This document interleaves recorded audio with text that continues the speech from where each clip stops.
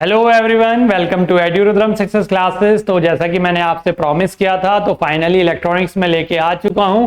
बिल्कुल बेसिक से और एडवांस तक बिल्कुल इजी लैंग्वेज में हम समझते चलेंगे, पढ़ते चलेंगे। और अगर आप हमसे जुड़े हुए हैं तो आप देखेंगे कि जब लास्ट में इलेक्ट्रॉनिक्स एंड कर रहे होंगे हम, तो वहां पर आप देखेंगे कि इलेक्ट्रॉनिक्स आपको बहुत ईजी लगेगी। हालांकि इलेक्ट्रॉनिक्स से बहुत सारे स्टूडेंट डरते हैं, थोड़ा सा कंफ्यूजिंग सब्जेक्ट लगता है, थोड़ा सा कॉम्प्लिकेटेड सब्जेक्ट लगता है, लेकिन इजी बनाना मेरी गारंटी है। लेकिन ध्यान यही रखिएगा कि अगर चैनल पर नए हैं तो सब्सक्राइब कर लीजिएगा और बेल आइकन यू प्रेस कर लीजिएगा, ताकि आने वाली जैसी वीडियोस आते रहेंगे उनके नोटिफिकेशन आपको मिलते रहेंगे और आप वीडियोस को देखते रहिएगा और कंटिन्यूस फॉर्म में देखिएगा। एक लेक्चर के बाद दूसरा, दूसरे के बाद तीसरा, तीसरे के बाद चौथा, इस तरीके से। ठीक है, तो मेरी गारंटी है बहुत ईजी बना दूंगा।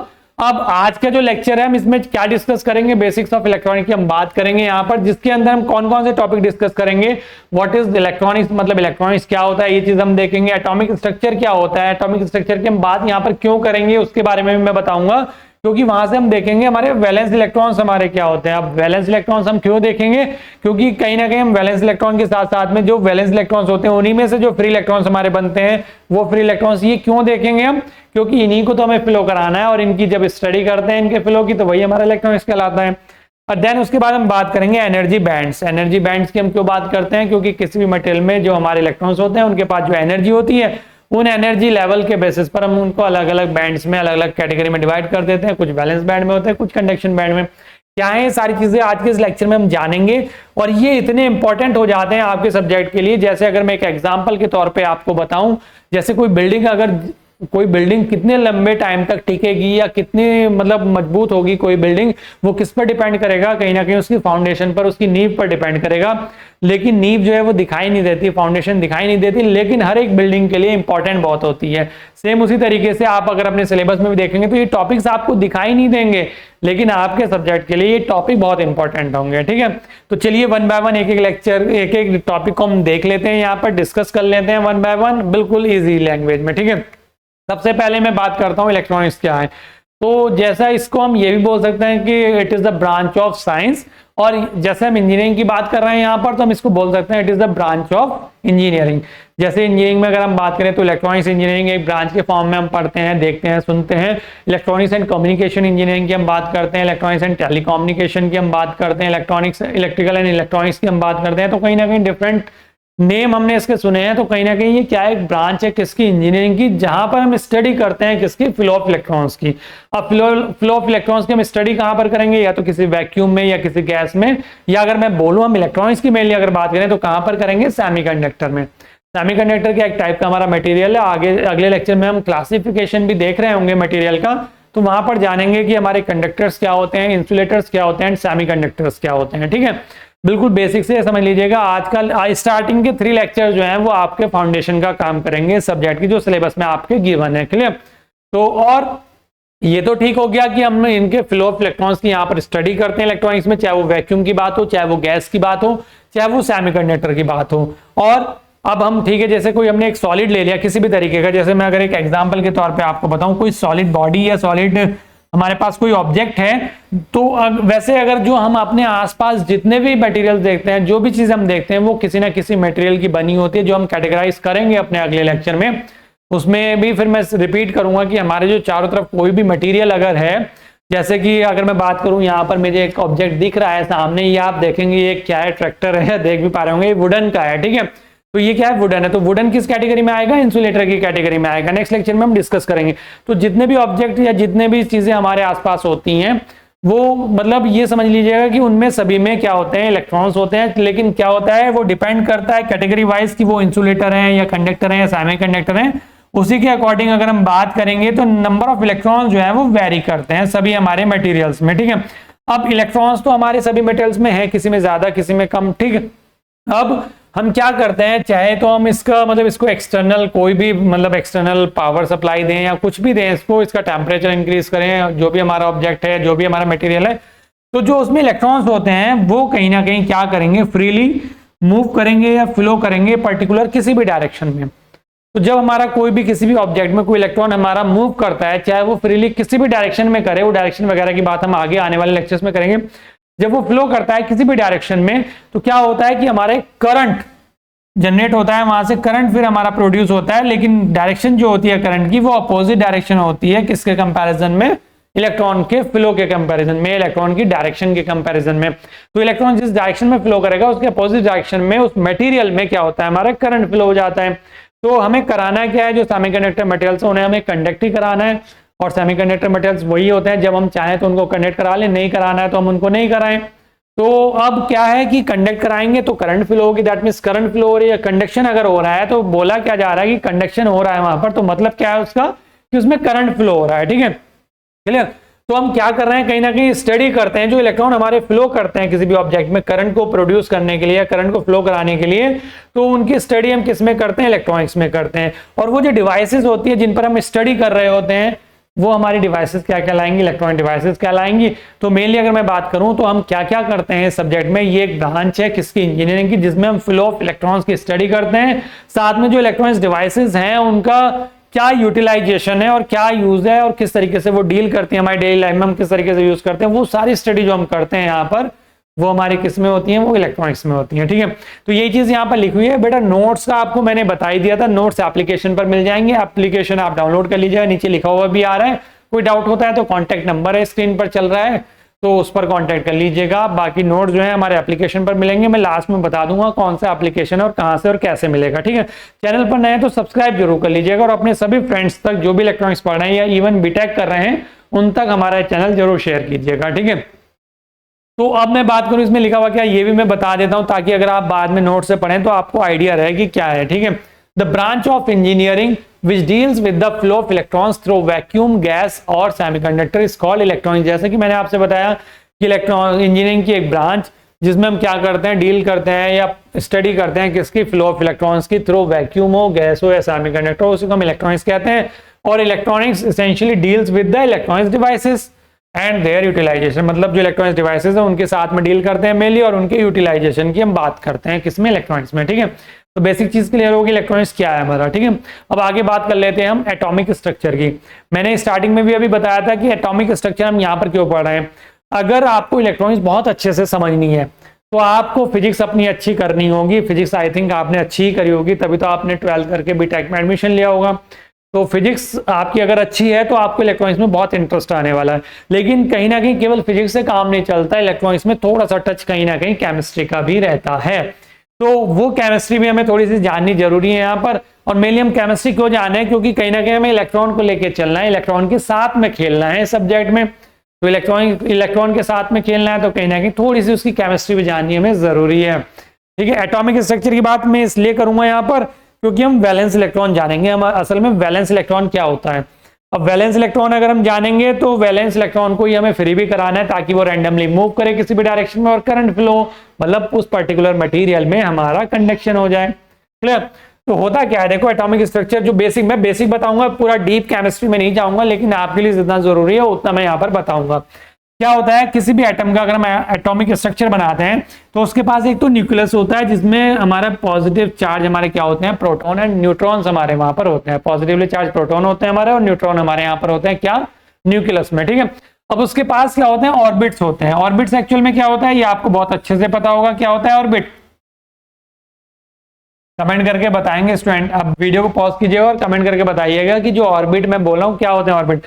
ऑर्बिट अगर आप यहाँ पर देखेंगे तो यहाँ पर भी ऑर्बिट हम बोलेंगे, या इवन अगर मैं कहूँ कि अगर आप स्पेस में पहुंच जाए और जो सैटेलाइट हमारे रिवॉल्व कर रही हैं चारों तरफ, जो सैटेलाइट्स हैं हमारी वो भी एक पर्टिकुलर ऑर्बिट में रिवॉल्व कर रही हैं। तो कहने का मतलब ये है कि जो पाथ है हमारा किसी भी जो मूविंग हमारा, चाहे वो पार्टिकल, अगर मैं यहाँ पर बात करूँ इलेक्ट्रॉन की, या अगर मैं स्पेस में बात करूं सैटेलाइट की, तो एक जो पाथ है, मतलब किसी, जैसे यहाँ पर सेंटर में क्या हमारा न्यूक्लियस है, तो न्यूक्लियस के चारों तरफ सर्कुलर पाथ में जो हमारे इलेक्ट्रॉन्स या पार्टिकल्स मूव करेंगे, रिवॉल्व करेंगे, जिस भी पाथ को फॉलो करते हुए वो मूव कर रहे होंगे उस पाथ को ही हम ऑर्बिट बोलते हैं, ठीक है। तो नंबर ऑफ ऑर्बिट्स हमारे अलग अलग होते हैं, लेकिन जो हमारा आउटर मोस्ट ऑर्बिट होगा किसी भी एटम का, कोई मतलब एक ऐसा भी ऑर्बिट होगा जो आउटर मोस्ट होगा। कुछ हमारे जो इलेक्ट्रॉन्स इस ऑर्बिट में होंगे, कुछ इलेक्ट्रॉन्स इस ऑर्बिट में होंगे, कुछ इलेक्ट्रॉन्स इस ऑर्बिट में होंगे।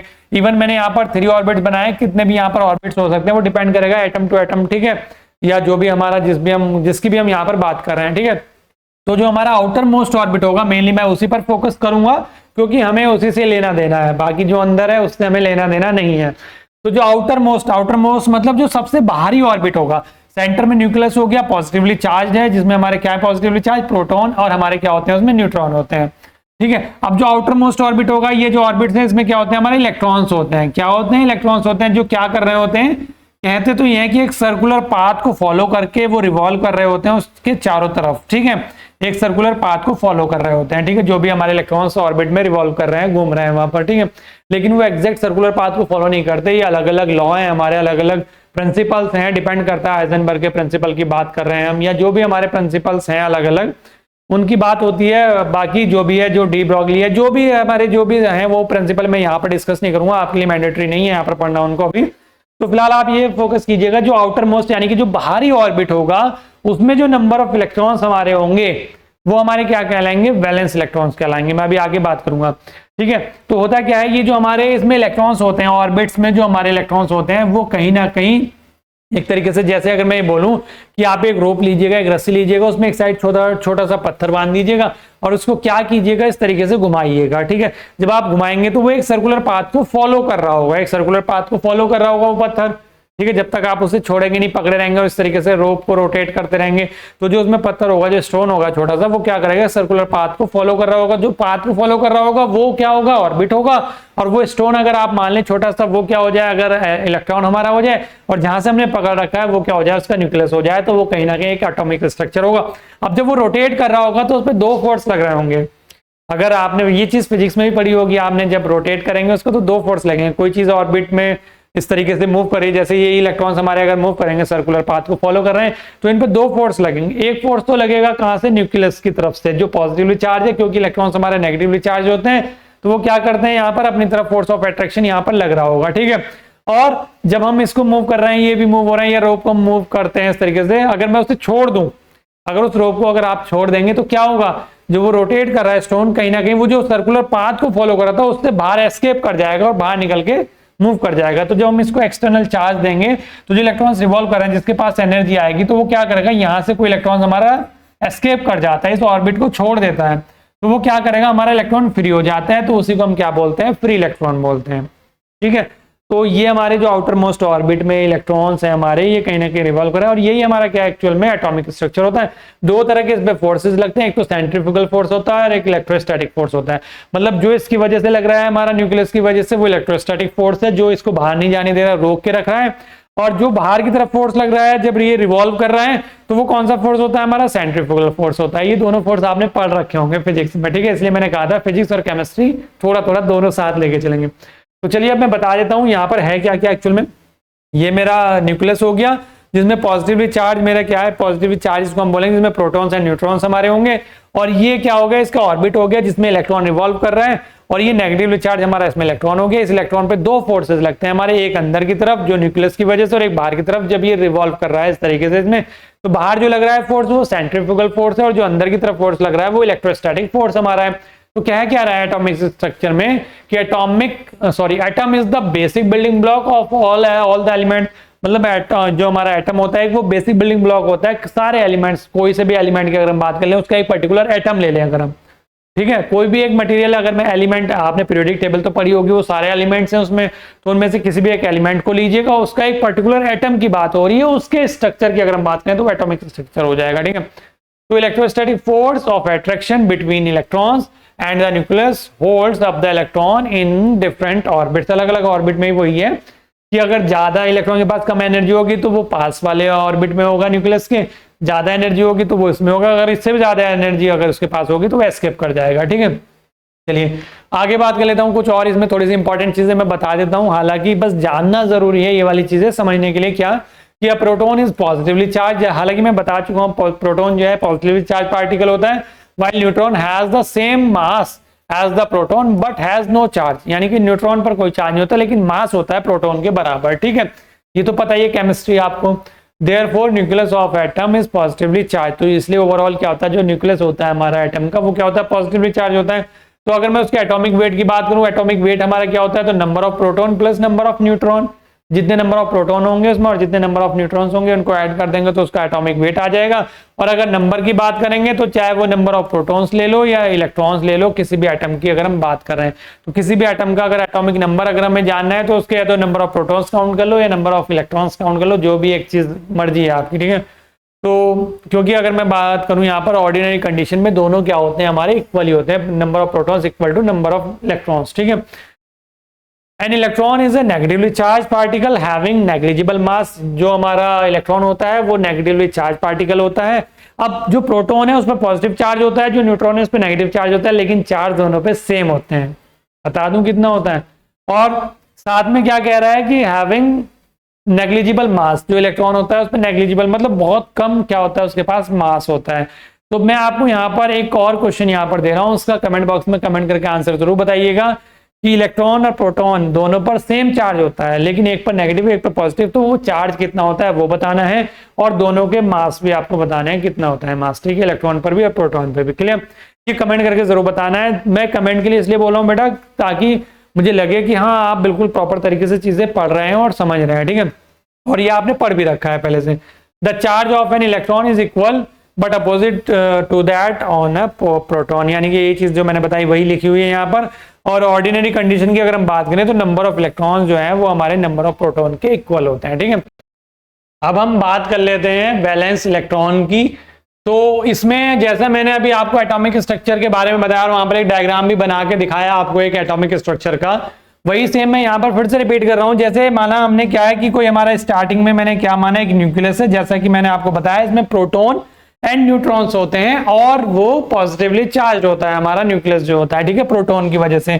अब उसके आउटर मोस्ट मतलब क्या होंगे, ऑर्बिट्स होंगे, अलग अलग ऑर्बिट्स होंगे और अलग अलग ऑर्बिट में नंबर ऑफ इलेक्ट्रॉन्स अलग अलग होंगे। लेकिन हमारा क्या होता है जो आउटर मोस्ट ऑर्बिट होता है, जो हमारा आउटर मोस्ट ऑर्बिट होता है, आउटर मोस्ट ऑर्बिट वो केवल मैंने यहां पर ड्रॉ कर लिया, जो हमारा क्या होता है आउटर मोस्ट ऑर्बिट। अब इस आउटर मोस्ट ऑर्बिट की अगर मैं बात करूं, इस आउटर मोस्ट ऑर्बिट में क्या होगा कि प्रॉपर नहीं बना, इसको मैं थोड़ा सा पहले प्रॉपर बना लेता हूं, एक सेकेंड।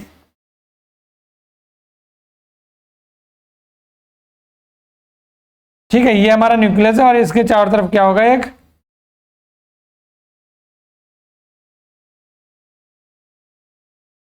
ये हमने आउटर मोस्ट ऑर्बिट बना लिया, ठीक है, ये आउटर मोस्ट ऑर्बिट हो गया। अब इस ऑर्बिट में क्या होगा, कहीं ना कहीं कुछ इलेक्ट्रॉन्स, नंबर ऑफ इलेक्ट्रॉन्स जो होंगे हमारे वो रिवॉल्व कर रहे होंगे इसमें, ठीक है। ये मैंने ध्यान रखना केवल आउटर मोस्ट ऑर्बिट बनाया, अंदर और भी ऑर्बिट्स होंगे जो सबसे बाहरी ऑर्बिट होगा, ठीक है। अब उस बाहरी ऑर्बिट में अगर हम बात करेंगे तो कुछ इलेक्ट्रॉन्स होंगे, तो जो आउटर मोस्ट ऑर्बिट में हमारे नंबर ऑफ इलेक्ट्रॉन्स होते हैं वही हमारे क्या कहलाते हैं, वैलेंस इलेक्ट्रॉन्स कहलाते हैं, ठीक है। तो जो एटॉमिक स्ट्रक्चर हमने किसी भी एटम का अभी हमने प्रीवियसली देखा, तो उसमें क्या है जो हमारा सबसे बाहरी ऑर्बिट होगा, मतलब जो हमारा उसका न्यूक्लियस होगा जिसमें प्रोटॉन एंड न्यूट्रॉन्स होंगे और इलेक्ट्रॉन्स जो हैं उसके चारों तरफ क्या कर रहे होंगे, रिवॉल्व कर रहे होंगे एक सर्कुलर ऑर्बिट में, हमारा जो भी पाथ होगा उसमें, ठीक है। अब उसमें अलग अलग एनर्जी के हिसाब से, जैसे अलग अलग इलेक्ट्रॉन्स हैं उनके पास अलग अलग एनर्जी है, तो अलग अलग एनर्जी के बेसिस पर अलग अलग ऑर्बिट में क्या होते हैं हमारे इलेक्ट्रॉन जो है वो मूव करते हैं, ठीक है। तो एक इसी उसमें अगर देखें तो एक सबसे बाहरी ऑर्बिट जो होगा उसमें जो इलेक्ट्रॉन्स होंगे हमारे, जो सबसे बाहरी जिसे हम बोलते हैं आउटर मोस्ट ऑर्बिट, उसमें जो इलेक्ट्रॉन्स होंगे मूव कर रहे होंगे वही हमारे इलेक्ट्रॉन्स क्या कहलाएंगे, केवल वही हमारे इलेक्ट्रॉन्स कहलाते हैं वैलेंस इलेक्ट्रॉन्स, ठीक है। अब इन्हीं को जैसे मैंने फ्री इलेक्ट्रॉन्स की, चलिए आगे बात करेंगे, पहले मैं ये बताया था वैलेंस इलेक्ट्रॉन्स और लिखा हुआ क्या है, the electrons in the outermost orbit of an atom are known as valence electron. जैसा कि जस्ट अभी मैंने आपको बताया कि जो हमारे इलेक्ट्रॉन्स होते हैं आउटर मोस्ट ऑर्बिट में वही हमारे क्या कहलाते हैं, वैलेंस इलेक्ट्रॉन्स कहलाते हैं। जैसे ये 4 मैंने इलेक्ट्रॉन्स आपको दिखाया आउटर मोस्ट ऑर्बिट में, तो ये जिसका भी है हमारा, अगर किसी भी एटम का अगर ये एटॉमिक स्ट्रक्चर है तो ये उसके आउटर मोस्ट ऑर्बिट में कितने 4 इलेक्ट्रॉन्स हैं और ये 4 इलेक्ट्रॉन है, दैट मींस यहाँ पर वैलेंस इलेक्ट्रॉन्स कितने 4 हैं। अब आप मुझे कमेंट करके बताओ ऐसे कौन कौन से मटेरियल्स हैं जिनके पास वैलेंस इलेक्ट्रॉन्स 4 होते हैं। नेक्स्ट लेक्चर में हालांकि मैं डिस्कस करूंगा। और यहाँ पर फिर से एक क्वेश्चन और मैंने आपके लिए बोला है कमेंट करने के लिए, जितने मैं कमेंट करने के लिए क्वेश्चन बोला उनको कमेंट जरूर करना, ठीक है, उनके आंसर्स, ठीक है।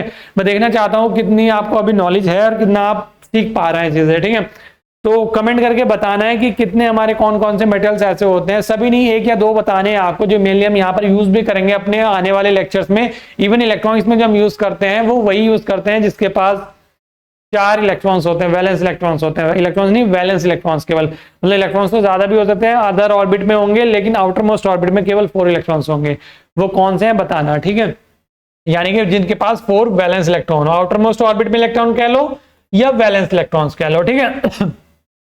Outer most orbit can have a maximum of 8 electrons. Outer most orbit जो होता है ना, जो हमारा मतलब अगर वैलेंस इलेक्ट्रॉन्स की मैं बात करूं तो मैक्सिमम 8 इलेक्ट्रॉन होते हैं। किसी भी मेटल्स को अगर आप देखेंगे तो 2 भी हो सकते हैं हमारे, 3 भी हो सकते हैं, 4 भी हो सकते हैं, 5 भी हो सकते हैं, 6 भी हो सकते हैं, लेकिन मैक्सिमम 8 होंगे, इस चीज का ध्यान रखिएगा, ठीक है।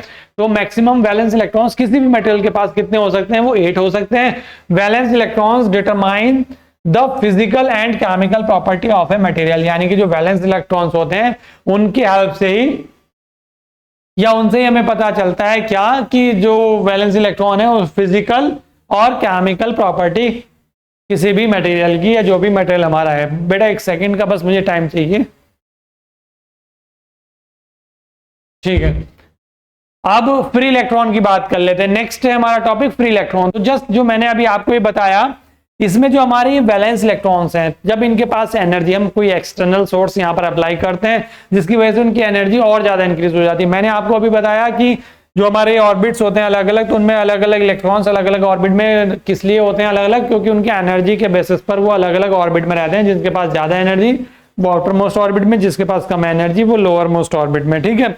तो अब क्या होगा कि अगर हम इसको और एक्सटर्नल सोर्स दे दें या टेम्परेचर इंक्रीज कर दें, वो डिपेंड करता है, या डोपिंग कर दें, जो भी आगे हम पढ़ेंगे डिफरेंट तरीके से हम क्या करते हैं, कंडक्शन इसमें कराते हैं।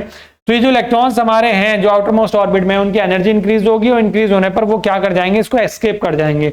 मतलब इस पाथ को जो फॉलो कर रहे थे, इस पाथ को फॉलो ना करके वो यहां से एस्केप कर जाएंगे, ठीक है।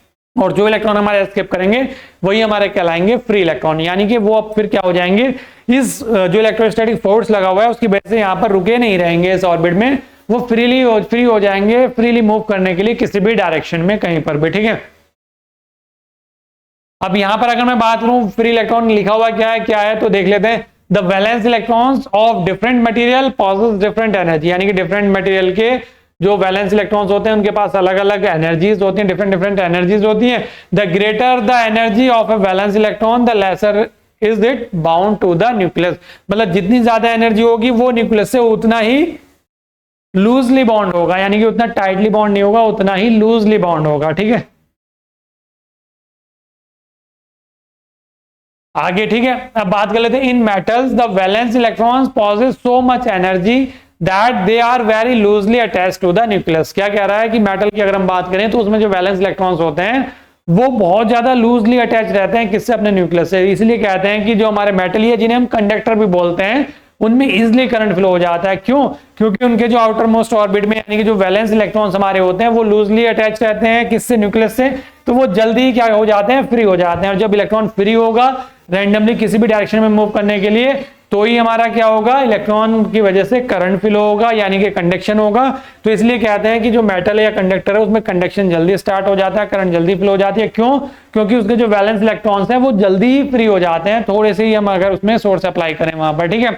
The loosely attached valence electrons moves at random within the material and are called free electrons. तो वही हमारे क्या कहलाएंगे, फ्री इलेक्ट्रॉन्स यहाँ पर कहलाएंगे, ठीक है।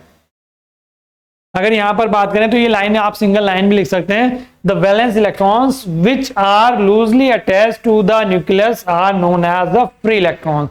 यानी कि जो लूजली अटैच, या ये कहते हैं कि वहां से एस्केप कर जाते हैं, जैसे मैंने बताया कि फ्री हो जाते हैं, मतलब वही है कि वो हमारे क्या कहलाएंगे, फ्री इलेक्ट्रॉन्स कहलाएंगे, ठीक है। अब आगे बात कर लेते हैं एक और टॉपिक की जिसका नाम है एनर्जी बैंड। तो बैंड बेटा आप एक मतलब समझो कि बैंड एक्चुअल में क्या होता है। एनर्जी की बात अभी हम बाद में करेंगे, पहले बैंड की बात समझते हैं, ठीक है। कोई भी बैंड क्या कहलाता है, जैसे अगर मैं फ्रीक्वेंसी के रेस्पेक्ट में बोलूं या मैं कुछ नंबर बोलूं, मैंने क्या कहा नंबर, जैसे 1 2 3 4 5 6 7 8 और 9, ठीक है, ये मैंने बोल दिया, ठीक है। अब आप क्या करें, 3 का एक पेयर बना लें, फिर अगेन 3 का एक पेयर बना लें, फिर अगेन 3 का एक पेयर बना लें। कितने हो गए टोटल, 3 पेयर हो गए। तो हमने क्या करा, नंबर कितने थे 1 से लेके 9, तो हमने उसके 3 बैंड बना दिए, मतलब 3 की रेंज हो गई, मतलब 1 से लेके 3 तक एक बैंड हो गया, 4 से लेके 6 तक एक बैंड हो गया, 7 से लेके 9 तक एक बैंड हो गया। दैट मींस रेंज, जो हमारी रेंज होती है वही हम क्या कहते हैं, उसी को हम क्या बोलते हैं, बैंड बोल देते हैं, क्लियर। जो हमारी रेंज होती है एक्चुअल में उसी को हम क्या बोल देते हैं, बैंड बोल देते हैं। अब वो रेंज किसी की भी हो सकती है, चाहे वो फ्रीक्वेंसी के रेस्पेक्ट में बात करें तो फ्रीक्वेंसी रेंज अगर अलग अलग हम डिवाइड करेंगे तो वो फ्रीक्वेंसी बैंड कहलाएंगे। जैसे आपके घर पे डीटीएच लगा हुआ होगा, उसमें जो अलग अलग चैनल्स हमारे आते हैं वो अलग अलग फ्रीक्वेंसी बैंड पर काम करते हैं, तो उनके पास एक एक अलग अलग अपना अपना फ्रीक्वेंसी बैंड होता है। दैट मींस रेंज होती है कि इतनी फ्रीक्वेंसी, इतने हर्ट्ज से लेके इतने हर्ट्ज तक की फ्रीक्वेंसी पे आप अपने सिग्नल ट्रांसमिट कीजिए तो आपके चैनल पर दिखाई देंगे। अगर दूसरे वाले हैं तो वो अलग उनको बैंड दिया जाता है, ठीक है। सेम उसी तरीके से क्या होता है कि जो एनर्जी है, अब इलेक्ट्रॉन्स हैं हमारे, ठीक है, इलेक्ट्रॉन्स हैं हमारे, इलेक्ट्रॉन्स जो हमारे वैलेंस इलेक्ट्रॉन्स हैं उनके पास अलग अलग एनर्जी है हमारी, और हम उसमें क्या कर रहे हैं, एक्सटर्नल सोर्स अप्लाई कर रहे हैं, तो उनकी जो एनर्जी है वो भी फिर अलग हो जा रही है।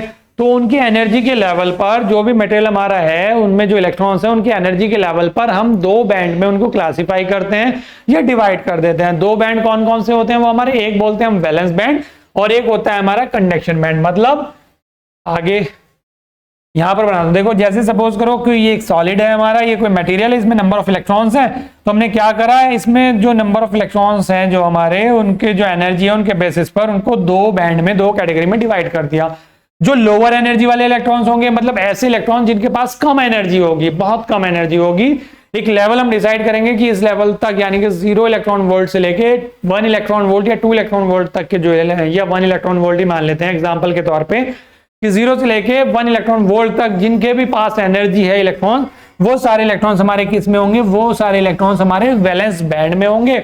और अगर 2 इलेक्ट्रॉन वोल्ट या उससे ज्यादा हायर एनर्जी के इलेक्ट्रॉन्स जो हैं वो हमारे किस में होंगे, कंडक्शन बैंड में होंगे। तो यहां पर ये जो डिफरेंस आप देख रहे हैं बीच में स्पेस, इसको हम क्या बोल देते हैं, एनर्जी बैंड गैप या बैंड गैप हम इसको बोल देते हैं, बैंड गैप, ठीक है, ये energy band gap.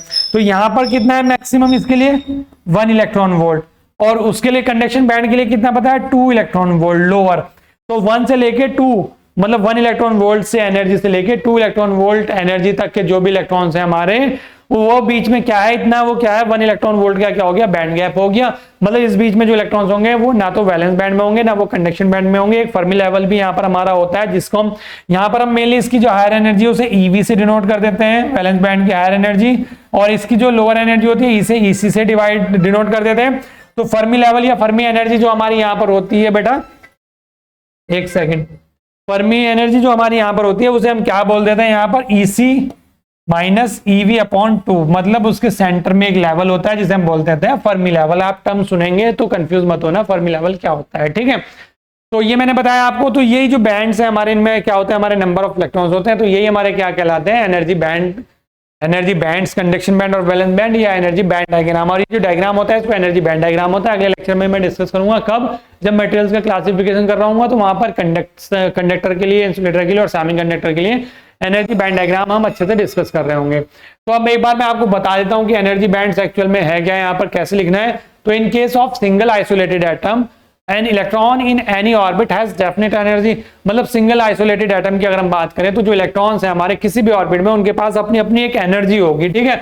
When atoms are bound together as in solid an atom is influenced by the force from other atom, ठीक है। फिर उसके बाद क्या कह रहा है कि hence an electron in any orbit can have a range of energies rather than the single energy.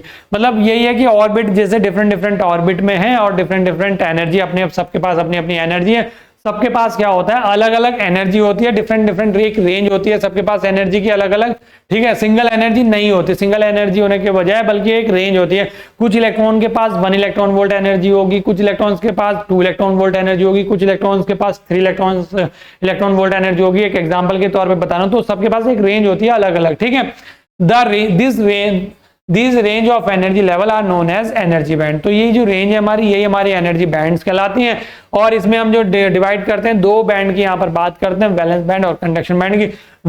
With in any material there are 2 distinct energy bands in which electrons may exist like valence band and conduction band, जिनकी दोनों की मैंने बात करी। जो चीज मैं आपको समझाऊंगा वो सारी चीजें नोट्स में लिखी हुई मिल जाएंगी। तो नोट्स अगर आपको लेने तो मैंने बता ही दिया है आपको, आप ऐप पर जाकर परचेज कर सकते हैं। ऐप का नाम स्क्रीन पर चल रहा है, Edurudram success classes application play store पर मिल जाएगा। और अगर आप आईफोन यूज कर रहे हैं या लैपटॉप या डेस्कटॉप पर देखना चाहते हैं तो वेबसाइट के थ्रू लॉगिन कर लीजिएगा। वेबसाइट का लिंक इस वीडियो के डिस्क्रिप्शन में आपको मिल जाएगा। Electrons in conduction band are either escaped from their atoms free electron जिसको हम कहते हैं एस्केप, जो कट जाते हैं किसी भी मतलब कंडक्शन बैंड में, मतलब इलेक्ट्रॉन जो है हमारे कंडक्शन बैंड में अगर या मैं बोलूँ एस्केप कर जाए कहाँ से, किसी भी एटम से, या जिसे हम बोलेंगे free electron, only weakly held to the nucleus, जो वीकली कनेक्टेड होते हैं या हेल्ड होते हैं किससे, न्यूक्लियस से, वही हमारे क्या करते हैं, एस्केप कर जाते हैं, वही हमारे फ्री होते हैं, और वही हम कहते हैं कि वो कहाँ पहुंचेंगे, कंडक्शन बैंड में। एक्चुअल में होता क्या है, ये चीज भी मैं यही बता देता हूं, जो इलेक्ट्रॉन हमारे वैलेंस बैंड में होंगे दैट मींस वो लोअर एनर्जी के इलेक्ट्रॉन्स होंगे, और जब तक इलेक्ट्रॉन वैलेंस बैंड में होगा, देखो इलेक्ट्रॉन मूव कब करेगा, या हम अगर चल फिर रहे हैं तो किस वजह से, जब हमारे पास एनर्जी है, तो एनर्जी हम क्या करते हैं, अपना खाना खाते हैं, उससे हमें एनर्जी मिलती है और हम मूव कर पाते हैं। सेम इलेक्ट्रॉन्स को जब हम एक्सटर्नल सोर्स अप्लाई करते हैं तो इलेक्ट्रॉन्स को एनर्जी मिलती है, और जब एनर्जी मिलेगी तो वो मूव करेगा, ये एनर्जी मिलेगी तो वो एस्केप कर जाएगा अपने एटम्स, एटॉमिक स्ट्रक्चर से, जो भी एटम है उसका एस्केप कर जाएगा, ठीक है। जब वो एस्केप करेगा तो मतलब वो फ्री होगा, फ्री होगा तो वो मूव करेगा, और जब मूव करेगा तभी करंट फ्लो होगी। तो हम कब हो रहा है चीजें सारी, जब इलेक्ट्रॉन के पास एनर्जी बढ़ रही है या हायर एनर्जी है इलेक्ट्रॉन के पास। तो वही मैं कह रहा हूं कि जब तक वैलेंस इलेक्ट्रॉन, वो वैलेंस बैंड में है हमारा कोई भी electron, that means lower energy उसके पास, तो तब तक उसमें कोई कंडक्शन नहीं होगा उस मटेरियल में। जैसे ही हम उसको उसकी सप्लाई देंगे या जो भी करेंगे, एनर्जी उसकी इंक्रीज करेंगे इलेक्ट्रॉन की, तो एनर्जी बढ़ेगी, और ज्यादा एनर्जी के इलेक्ट्रॉन हम किस बैंड में रखते हैं, कंडक्शन बैंड में। और कंडक्शन बैंड में कौन से इलेक्ट्रॉन जा रहे हैं, जिनके पास ज्यादा एनर्जी है, और ज्यादा एनर्जी है तो उसका मतलब वो अब मूव भी करेगा तो करंट फ्लो होगी। इसीलिए कहते हैं कि जब इलेक्ट्रॉन हमारा वैलेंस बैंड से कंडक्शन बैंड में पहुंचता है तभी हमारे उस मटेरियल में कंडक्शन होता है, मतलब करंट फ्लो होती है। समझ गए सारा कॉन्सेप्ट। एनर्जी ज्यादा होने की वजह से ही उसमें क्या होता है कि एनर्जी बढ़ गई, इसका मतलब कंडक्शन बैंड है, यही तो माना जाएगा। और एनर्जी बढ़ गई तो मूव भी करेगा, और मूव भी करेगा तो करंट भी फ्लो करेगा, तो कंडक्शन भी स्टार्ट हो गया वहां पर। तो यही कहते हैं कि वैलेंस बैंड से जब कंडक्शन बैंड में हमारा इलेक्ट्रॉन जाता है तो हमारा वो कंडक्शन होना स्टार्ट हो जाता है उसमें, ठीक है। तो यहां पर क्या कह रहा है, thereby the electron in conduction band may be easily moved around within the material by applying relatively small amount of energy, either by increasing the temperature increase करके कर लो, या by focusing light on the material, photon जैसे हम डालते हैं ना, photon light या light अगर डालते हैं तो उससे फोटोन्स की वजह से क्या होती है, एनर्जी बढ़ जाती है। तो चाहे तो लाइट उस पर फोकस करें, चाहे टेम्परेचर बढ़ाएं, या हम जो भी एनर्जी दें जिस तरह की भी, फिलहाल हमें करना क्या, एनर्जी बढ़ानी है। तो स्मॉल अमाउंट ऑफ एनर्जी जैसे हम इंक्रीज करते हैं तो मूव करने लग जाता है, मूव करता है तो करंट फ्लो हो जाती है। But much larger amount of energy must be applied to in order to extract an electron from the valence band, मतलब ज्यादा अमाउंट करेंगे तो वो एक्सट्रैक्ट हो जाएगा हमारा किससे, वैलेंस बैंड से। This is because electron in valence band are usually in the normal orbit around the nucleus, ठीक है, ये तो नॉर्मल सी बात है। फॉर एनी गिवन मटेरियल, किसी भी गिवन मटेरियल की अगर बात करें तो forbidden gap may be large, small और नॉन एग्जिस्टेंट, मतलब energy band, forbidden band gap की किसकी बात हो रही है, फॉरबिडन गैप की, ये वाला जो गैप मैंने बताया बैंड गैप, इस बैंड गैप को हम एनर्जी बैंड गैप बोल देते हैं, बैंड गैप बोल देते हैं, फॉरबिडन बैंड गैप बोल देते हैं, फॉरबिडन गैप बोल देते हैं, फॉरबिडन एनर्जी बैंड गैप बोल देते हैं, ठीक है, कुछ भी बोल सकते हैं। ध्यान रखिएगा मेनली जो फॉरबिडन एनर्जी बैंड गैप बोला जाता है, जो एक्चुअल नेम होता है। तो ये क्या होता है, अलग अलग मटेरियल के हिसाब से ज्यादा भी हो सकता है, मीडियम भी हो सकता है, और हो सकता है कि ना भी हो गैप, कि मतलब 1 इलेक्ट्रॉन वोल्ट तक वैलेंस बैंड में और 1 इलेक्ट्रॉन वोल्ट से ऊपर कंडक्शन बैंड में सीधा। वो डिपेंड करता है कि वैलेंस बैंड से जैसे इलेक्ट्रॉन हमारा निकला तो वो कंडक्शन बैंड में तभी पहुंचेगा जब कंडक्शन होगा, मतलब इतनी एनर्जी हो उसके पास कि वो मूव कर पाए। तो वो इतना कहाँ है हमारा बैंड गैप में, तो थोड़ी सी एनर्जी मूव हमने उसकी बढ़ाई तो वो एकदम कंडक्शन बैंड में पहुंच गया, कंडक्शन हो गया, ठीक है। अगर गैप ज्यादा है तो हमें ज्यादा एनर्जी बढ़ानी पड़ेगी, और नहीं है तो बिल्कुल जरा सी एनर्जी से हमारा काम चल जाएगा, वहां पर कंडक्शन स्टार्ट हो जाएगा। उसी के बेसिस पर हम डिवाइड करते हैं 3 तरह में मटेरियल को, ठीक है, वो आगे वाले लेक्चर में हम डिस्कस करेंगे, ठीक है। ये रहा इस तरीके का बैंड गैप डायग्राम, जो है एनर्जी बैंड डायग्राम हम इसको बोलते हैं। ये हमारा वैलेंस बैंड हो गया, ये हमारा कंडक्शन बैंड हो गया, ये एक मेरा मटेरियल है, और ये फॉरबिडन एनर्जी बैंड गैप हो गया, ये ईसी हो गया, ये ईवी हो गया। इसमें एक लाइन और मैं यहाँ पर खींच देता हूँ इसके सेंटर में इस तरीके से, ये क्या होता है मेरा फर्मी लेवल होता है, ठीक है, फर्मी लेवल, इसको मैं लिख देता हूँ, कहीं पर आप देखेंगे तो कंफ्यूज ना हो। और ये एक्चुअल में होता है कितना है, ईसी माइनस ईवी, मतलब एवरेज होता है EC minus EV upon 2, centre में मानते हैं स्टार्टिंग में, ठीक है। तो ये हमारा क्या हो गया, कंडक्शन बैंड, ये वैलेंस बैंड, यहाँ पर लिखा हुआ है range of energies possessed by the free electron, ये बैंड गैप के लिए हो गया, और ये range of energies possessed by the valence electron. बस इतना सिंपल सा था ये, ठीक है। तो आज का लेक्चर मैंने बिल्कुल बेसिक डिस्कस करा आपके साथ में, और बिल्कुल मैंने इजी वे में आपको समझाने की पूरी कोशिश करी है ताकि आपको कंफ्यूजन ना हो किसी तरीके का। लेकिन फिर भी अगर कोई डाउट रह रहा है तो कमेंट कर सकते हैं आप इस वीडियो के डिस्क्रिप्शन में, कमेंट बॉक्स में। बाकी अगर जो क्वेश्चंस मैंने पूछे उनके आंसर जरूर दीजिएगा कमेंट बॉक्स में, और वीडियो पसंद आई है तो लाइक जरूर कीजिएगा और अपने सभी फ्रेंड्स तक जरूर शेयर कीजिएगा जो AKTU से या इवन किसी भी यूनिवर्सिटी से अगर बीटेक कर रहा है तो, क्योंकि मोस्टली सिलेबस तो सेम सा ही रहता है। ठीक है, तो चलिए डियर स्टूडेंट्स आज के लिए इतना ही, मिलूंगा नेक्स्ट वीडियो में, तब तक के लिए थैंक यू।